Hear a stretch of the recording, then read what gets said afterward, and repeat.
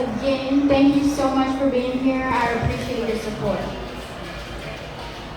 I'm just going to welcome you here. My name is Amanda McGee. For those of you who don't know, look who's that show up. Hey, Gabriel. That's a good friend of mine. I just had to mess with him. So thank you all for being here. My name is Amanda McGee, and I am running for City Council District 9.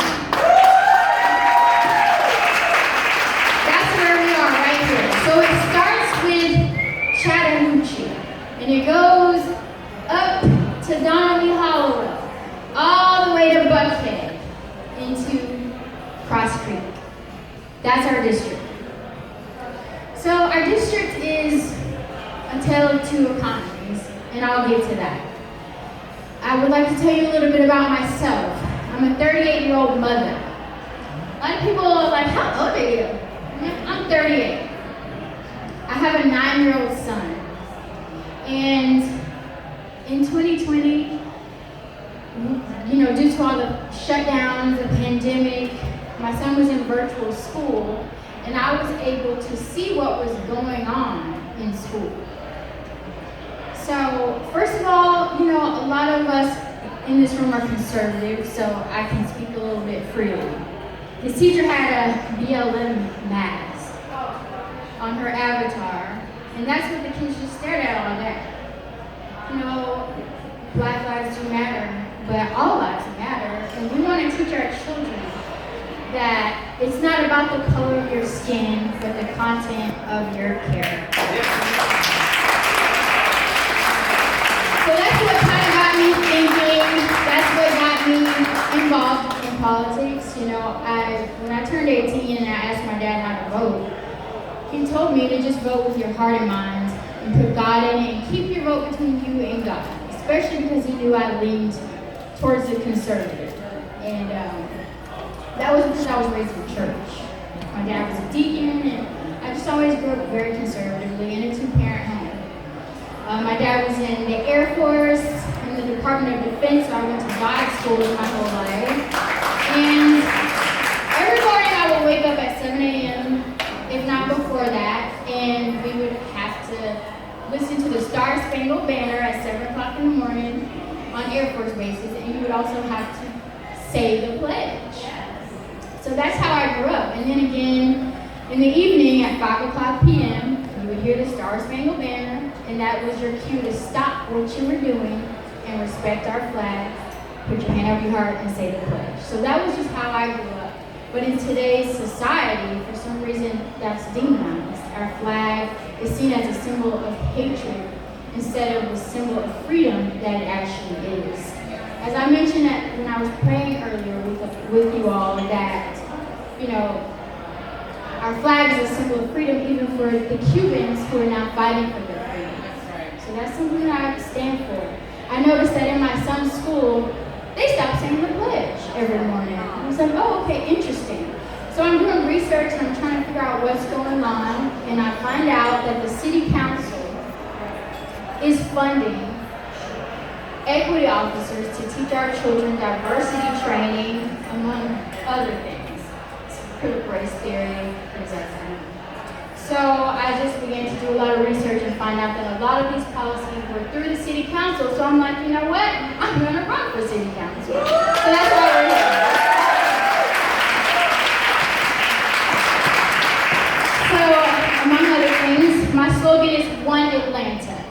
When I see this city, I see one Atlanta. I don't see two cities. I don't see, all the racial issues. I just see Atlanta, the Atlanta I know, the Atlanta I moved to. I see it as one city that can prosper. It's a city full of opportunities. We have to get that back. One of the main reasons that we're having all of these issues is because the police have been defunded. It wasn't necessarily a vote economically. It was more so they were disgraced nationally, and so they began to quit because of the low morale. So we have to get that back. We have to support our police because it's affecting women and children the most vulnerable, the elderly, the handicapped, and the very poor.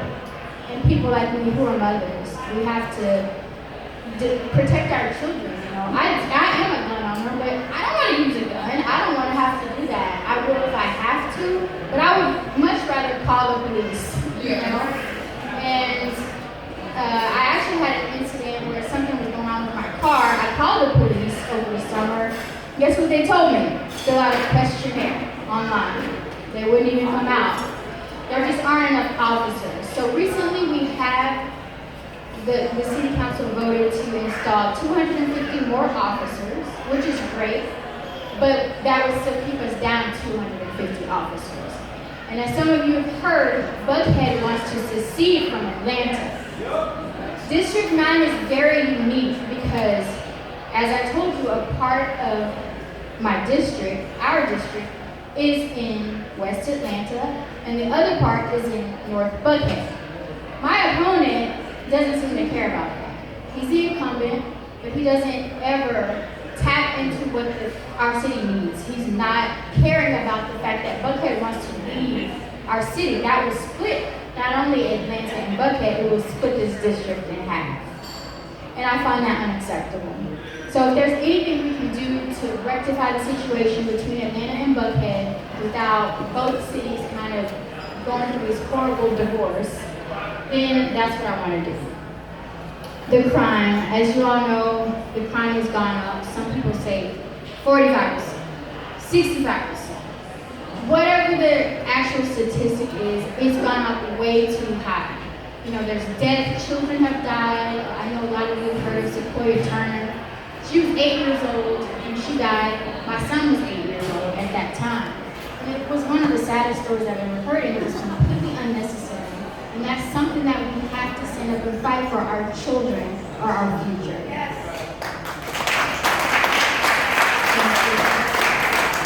The last thing is education. That's one of my biggest platform issues. As Lisa Vandenbridge was telling you, how important school choice is. We have to make school choice one of the best options for our children. You know, taxpayers' dollars are paying over $19,000 per child. And that money needs to follow the child. Because it's going into these failing schools that are in the bottom 5% in our country. That is completely ridiculous. I was looking at my son's curriculum. I had to homeschool him and take him out of the public school because it was stressing him out to be taught all of these negative things. So I took him out of school. I was able to homeschool him while at the same time I was in real estate school because the jobs that I had before COVID were deemed non-essential. So instead of me just being depressed about it, I went to real estate school and now I'm working in the real estate industry and it's awesome. But pray for me, I still got it. But with that said, I had to take my son out of school and homeschool him. So I was able to get the rest of the curriculum he was supposed to be learning. When I tell you guys, it was kind of insulting to see what these teachers are actually teaching our children. The curriculum is like for kindergarten to first graders. They're not learning anything that's relevant and that they can actually benefit from. So I taught him that. It took about 2 weeks to just teach him what the teacher was going to teach for the entire year. And then I started him on a 4th grade curriculum. He started learning about reading the Constitution, learning 50 states, you know, started reading the Bible, things that are really actually important. So this year he will be in a charter school. And that's really great because I'm going to be pretty busy, you know. So that's amazing, but I want that for all children, not just my son, but for everyone else's children. And that money that taxpayers' dollars are paying needs to follow the child. Yes. Here's another issue, economic development and prosperity. So there are tax incentives for opening up businesses. And that has not been tapped into. We have opportunity zones, at least 3 in this district, that no one has tapped into. It's like the people that are already in office, they don't care about actually giving opportunities through businesses, which we need to tap into our businesses. Small businesses are the reason why America is such an amazing place. You know? You can't just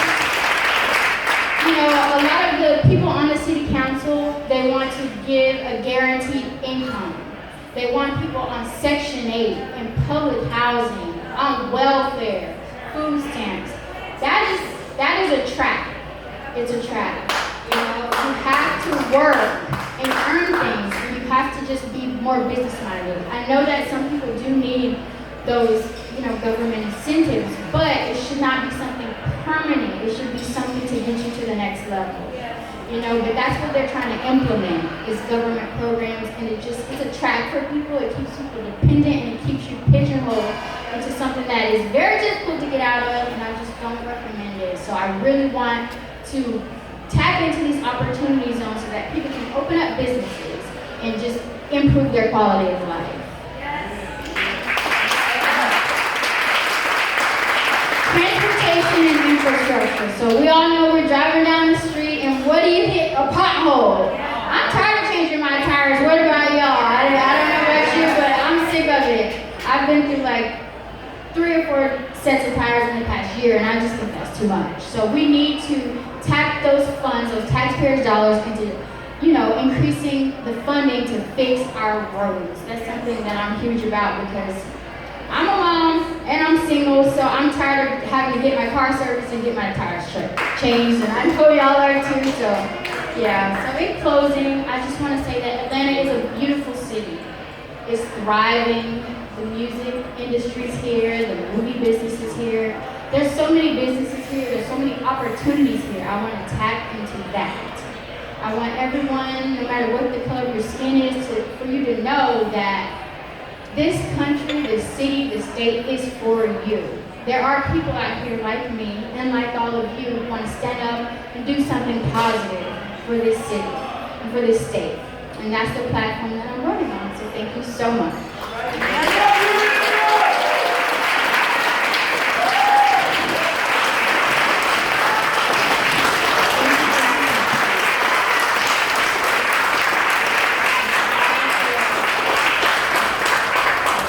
With all that said, please have a seat. I have an announcement.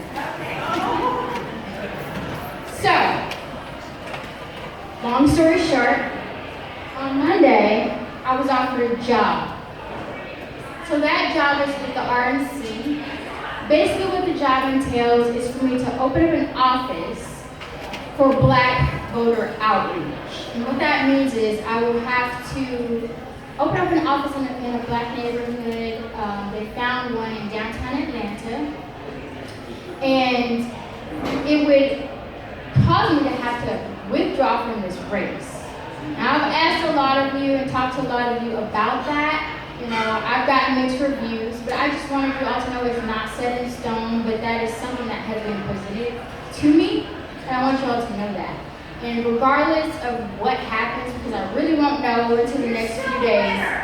Yeah. So regardless of what happens and what I have to do, not only as a mother, but as just, a human being that has to make choices and decisions, I want all of you to stay engaged with me, keep in touch with me, because regardless of if I'm a city councilwoman or the director of Black voter outreach for the Senate race and presidential race, I need your support, I need your help, and I need you to keep standing up and fighting for this city, this state, and this country with me. Thank you so much. I love all of you.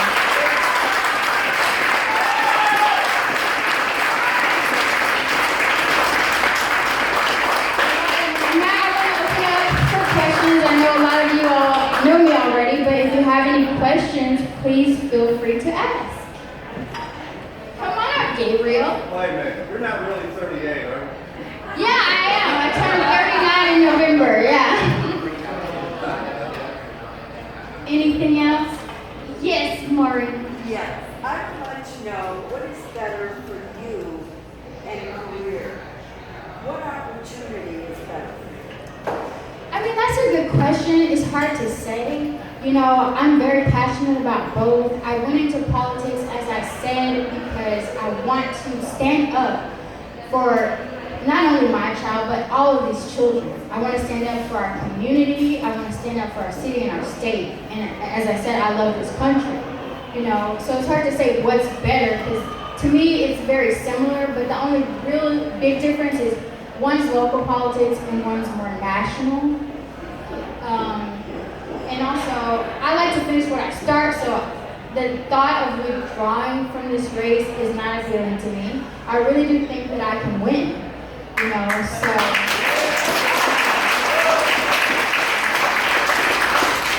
so I was just gonna keep you all posted. I have said yes to the job just to see how it goes through because there's a process. I have to go through background check, clearances, and they make me make a decision. They tried to make me, you know, decide on Monday, and I was like, there's no way. Then they said Tuesday, and I'm like, can't decide, and then so, I'll know tomorrow. Awesome. Will you be meeting any employees? Yes, always. That's why I want you to keep in touch with me, and I will need you no matter what I do. I need all of you. Yep, so please just stay in touch. I need you to, you know, keep fighting. You have been so enthusiastic and you've been amazing, and I want you to keep it that way. So whatever, you know, choice I make, you're with me.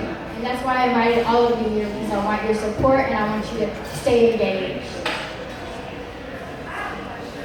Yes.